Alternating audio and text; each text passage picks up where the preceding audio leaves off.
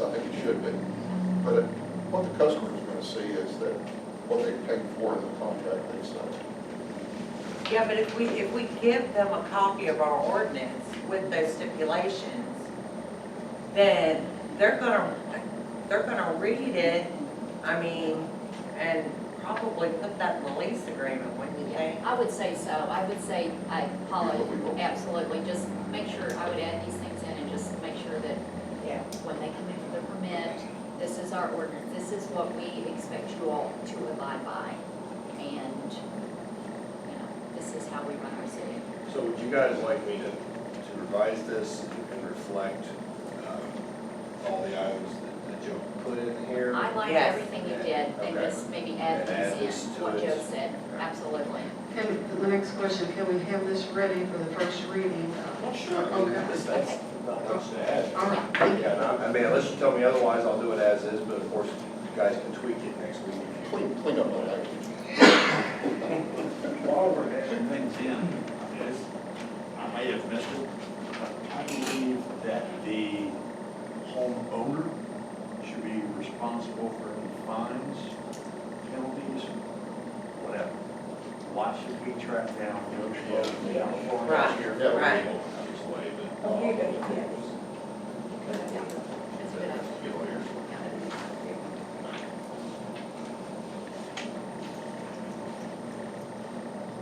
We don't have the open credit card when people rented it, tapped out right on there with it. That the owner is to be responsible for any, Is there anything in there about forfeiture of their term unit if they don't follow the ordinance? It's totally that. It's in there. Second last page, second paragraph. The property is subject to or more substantiated civil or criminal complaint, may revoke the approval and rescind the permit. In the event a permit is revoked, the offending host will not be eligible to reapply for a permit for a period of 1 year from the date of revocation. In addition, the penalties provided here in code enforcement, the officer. Other such designated person is authorized to pursue remedial civil actions for violations. I mean, and I'll clarify, I mean, clearly this was directed at the homeowner. We're not, you can't go after these people as a practical matter, but I'll make sure it's the property, clarify that it's the property because the owner. owner's gonna have that card, they're gonna get their money. Yeah. Even if it's destroyed or whatever. And do we have to take them to court to do that, or Well, I think, can it be just no, we don't have to, but I not mean, I being think, the code enforcement? I think the big thing would obviously be revoking their license. That's gonna hit them more than, It's gonna hurt them. that's their heart, you know. Because they've already purchased the home and it's Right, up and running. $100 fine or whatever, okay, don't like it, but losing their ability to continue to release it out for the next year or part of the year, now that's gonna hurt. Yes. We can be real careful about pulling that trigger of, Well, yeah, I don't think that's something that, I mean, two or anyone would more, lightly. yeah, I can understand the two or more, but Or you guys can make it 3 or more. you're being That- responsible I got for that the police somewhere stranger, what where- basically is happening. It's just because I rented it to this guy who looks good on paper, and he shows up and he's not, then you're kind of screwed.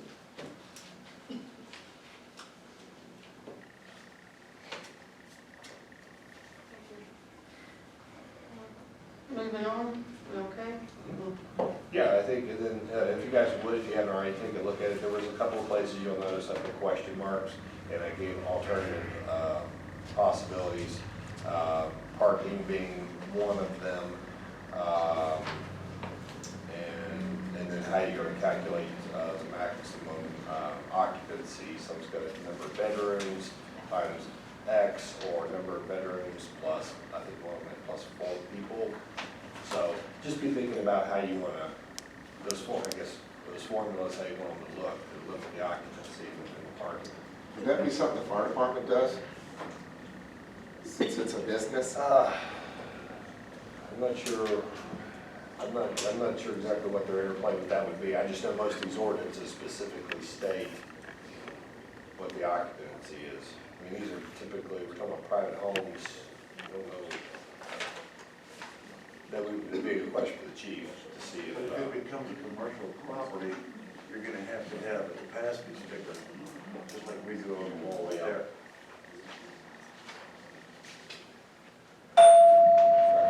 conceivably some, I think I've ever seen one, in one of these, and maybe they haven't seen it. Wasn't looking for it. So it's required, fire inspector. Who are those people are? But let me talk to the chief about that, because I really don't, I hadn't thought about it from that angle, I was thinking more, this is a policy matter, we keep 20 people in a place of 5. I would hope the owner would define that in the rental agreement. Well, true, but we want to, but we need to, right, let them know what the limits are. As you structure. Well, it does, but you know, typically, what have we got here? Let's see here. Typical parking permit, expiration of renewal. We talked about them submitting floor plans.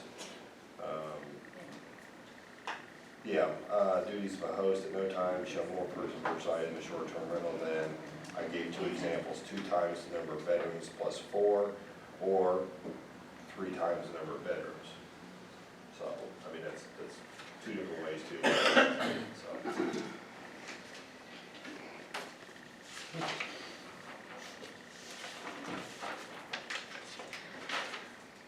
Okay, I think up next we have the ordinance regarding the animals. Is there any paper on that, or is that in the nuisance I did put code it, provisions? I did put it in the nuisance, but I just labeled it swine. Some people take offense to that, I guess, but swine, you know. It's in there. Is there an ordinance that, I know we have this, You taking legal? I was thinking, are we in the nuisance? yeah. Or are we doing something else? regarding animals. Okay. Okay, so in please, I just sent it over today to the clerk today for please, I didn't get it to you in enough time to review it, but I looked at the nuisance ordinance, and we're looking at a complete comprehensive change, because if you recall, there were parts, if you look at your actual zoning code, more importantly, if you look at the ordinances, they're all over the place. So you'll have one area of animals, and you'll have another animal of this, but none of it ties back in. There's no penalties, it doesn't really, there's no cohesion. So they created a code enforcement board, but they didn't put any teeth behind it. So what we've attempted to do, actually went and looked at, golly, probably a dozen cities, and I have whole different parts from other cities, actually drafted some language that wasn't in any city, because I think Crittenden's unique, because you guys straddle the line. You're not urban, you're not completely rural, now you're becoming right in the middle. And what's interesting is that if you look at it, it has a really good, I think, overview of some of the things that are most concerning. Like, we could have taken care of that house and find it right away. We just didn't have the authority under the old zoning code to really kind of handle it. So look at it at your, whenever you get a chance, and mark it up. There's no private authorship, I assure you. It's just really a goal of trying to figure out what fits best. Graffiti might not be a huge issue here. In some cities it is. I mean, and you guys are looking, please look at the fines too. It's meant to be punitive. It's meant to hurt people when they don't do what's supposed to be done. We all might think they're too high, too low. I mean, those are all issues that we kind of need to figure out. And once we get there, once we get to this, you guys can go through each of the paragraphs and say, I don't think that this applies. I don't think you need to have your grass down in 7 days. You might need to have it down in whatever you think.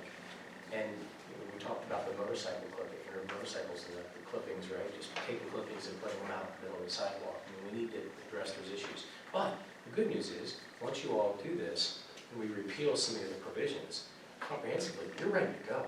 So the next issue is hire the code enforcement officer. They have this document or something close to it to be able to go out and say, okay, here's my guidepost. This is what I need to do.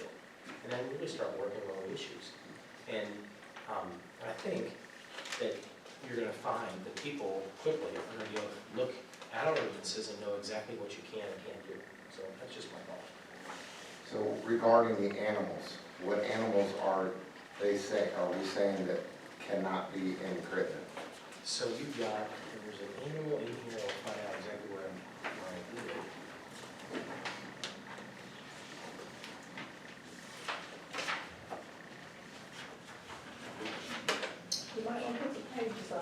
So I got a lot to do, I think. I see livestock on the top of my page number That's the 5. definition.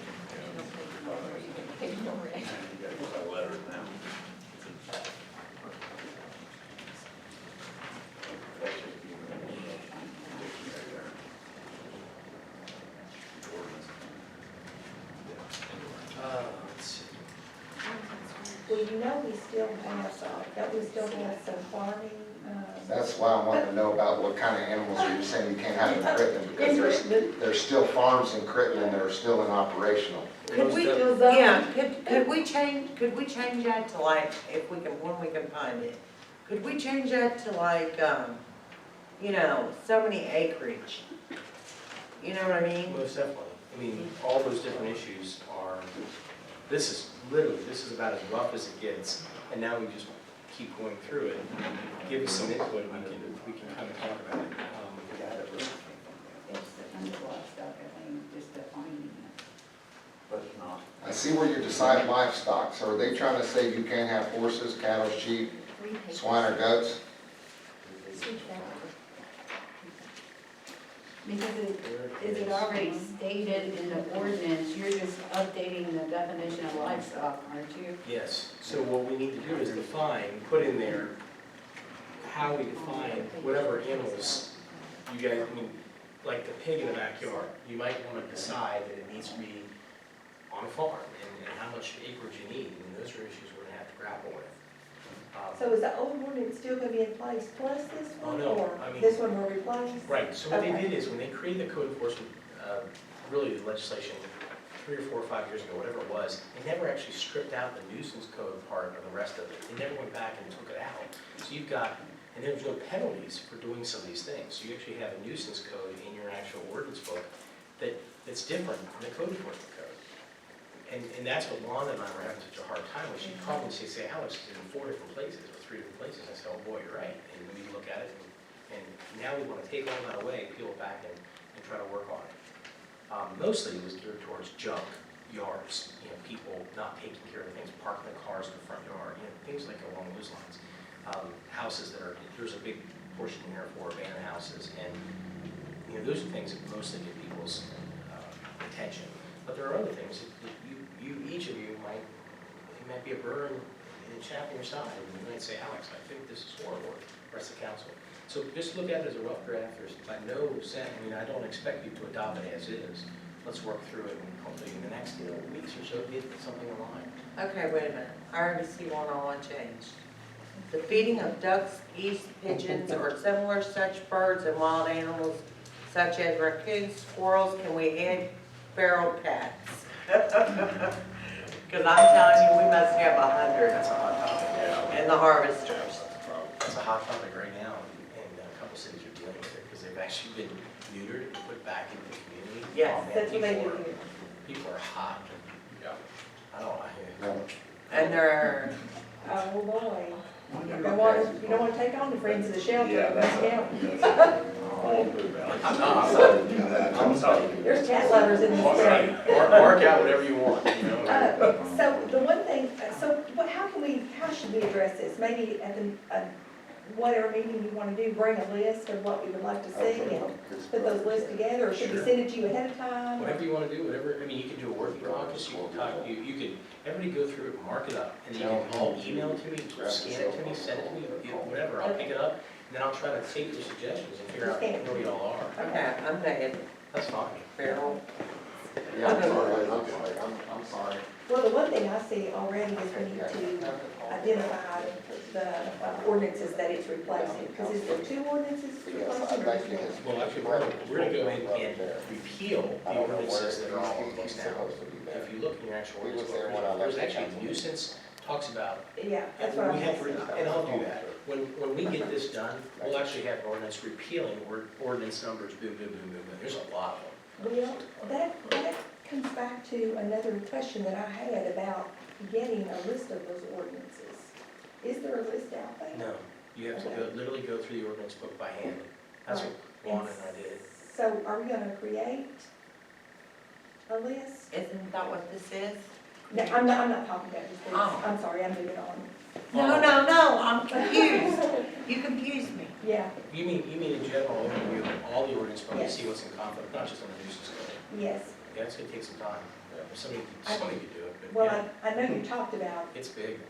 Yeah. updating the ordinances, and I read something about ordinances, and, you know, we're supposed to review them every 5 years. That's right, there's actually a statute that There's a statute, requires you yeah. to go back in, and it's often overlooked, because usually you have staff, and, okay, you're a zoning staff administrator, your job is to make sure that the book is in compliance, but yeah, you're right, who's gonna be designated to look at it?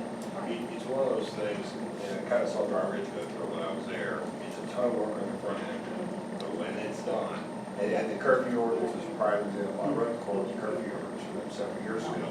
It took me about 45 seconds to find it online, print it off, set it beside me, along with a couple of the others that I was looking at.